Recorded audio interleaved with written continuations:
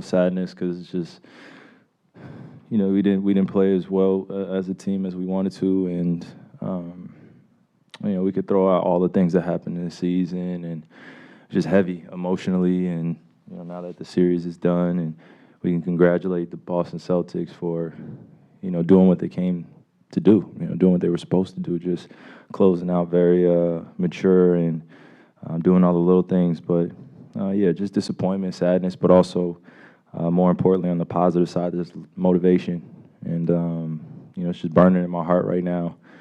I know so many people wanted to see us fail at this juncture, picked us as contenders, and have so much to say at this point. So I'm just using that as fuel for the summer and coming to the season, starting from October, and just getting a good start as a team.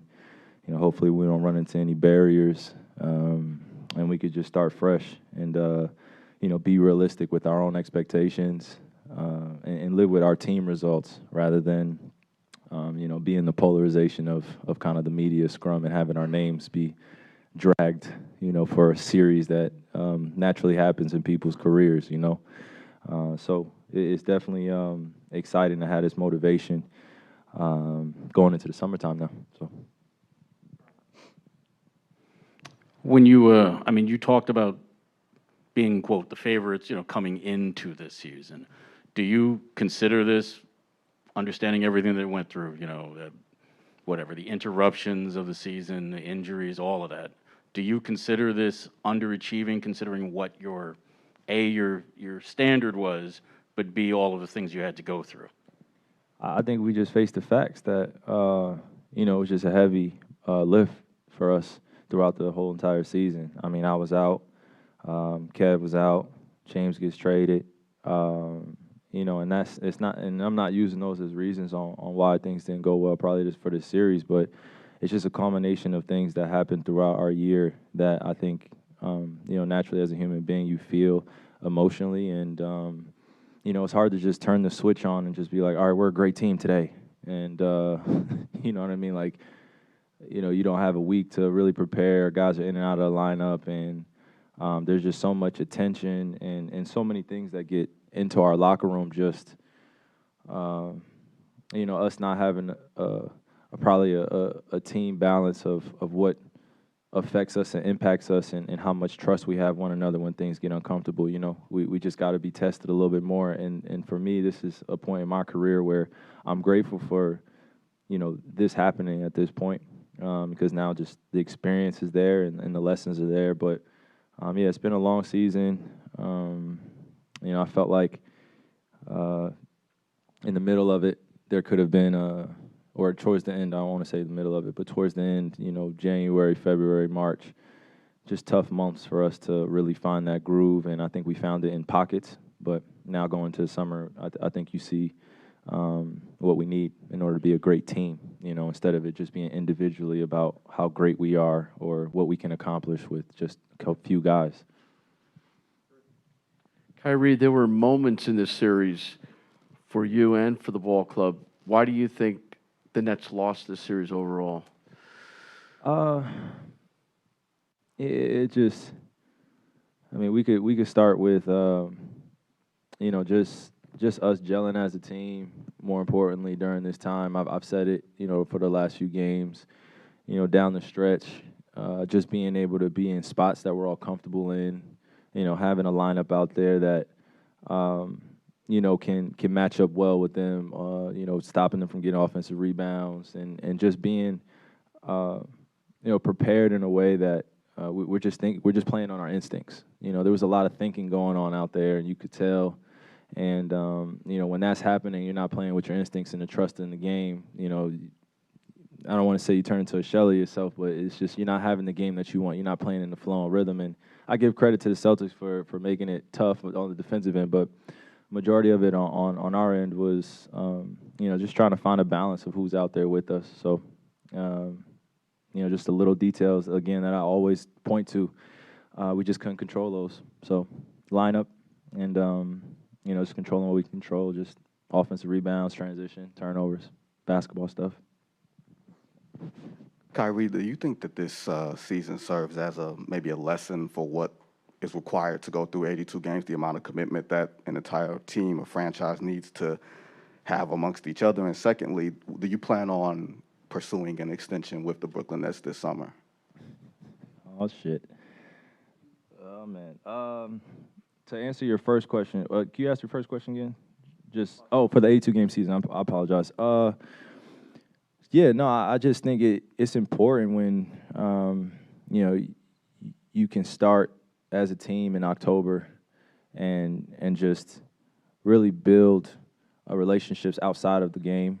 So when you're on the floor, it becomes a trusting environment. You know, when you're playing with so many new guys and you're trying to implement offense, defense day to day and drill it, and you got guys coming off injury and stuff like that. Just a realistic viewpoint of being in the NBA, things happen. So I think, when you're building camaraderie and you're building a franchise that you want to be successful with, and you really want to put your stamp, your ego on this, and you want to be doing the same things that you would want to see from someone else, on your team, that they have your back. So I think those things matter, starting in October. So 82 games and the playoffs, they definitely matter. And in terms of my extension, man, I don't really plan on going anywhere. So, this is, like I said, this is added motivation for our franchise to be at the top of the league for the next few years. And, I'm just looking forward to the summer and just building with our guys here. So. Just to follow up on that real quickly, you mentioned a few weeks ago you don't want to leave Kevin. You're going to be with him. Do you see you guys together for the long haul here? I mean, I think I kind of answered that, the last one, my last answer. But when I say I'm here with Kev, I think that it really entails us, managing this franchise together alongside Joe and Sean and just our group of family members that we have in our locker room, in our organization. So it's not just about me and Kev. I don't want to make it just about that. We're cornerstones here, but we have a few other guys that are on contract, and I think we just got to make some moves this offseason, really talk about it, and really be intentional about what we're building and have some fun with it, make it enjoyable, and hopefully we get to start from day one just as a squad and as a family, and we just really worry about us.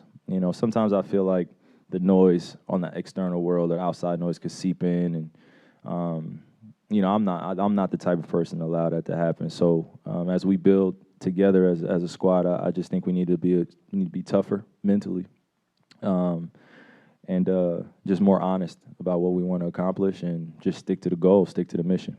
To your point, you guys went through so many things off the floor throughout the season. How much do you think all of those events impacted the way the team played on the floor? Well, again, I think it was just really heavy emotionally this season. We all felt it. I felt like I was letting the team down at a point where I wasn't able to play. We were trying to exercise every option for me to play, but I never wanted to just be about me. And I think it became a distraction at times. And, as you see, we just had some drastic changes. We lost a franchise player, and we got a franchise player back. But, we didn't get a chance to see him on the floor. And there was no pressure for him either to step on the floor with us either. You know what I mean? Like, Ben's good. We have his back. He's going to be good for next year.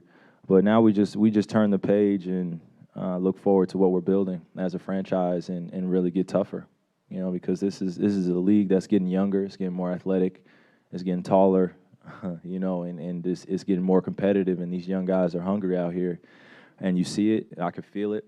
So that's why I said some added motivation, when you get swept like this.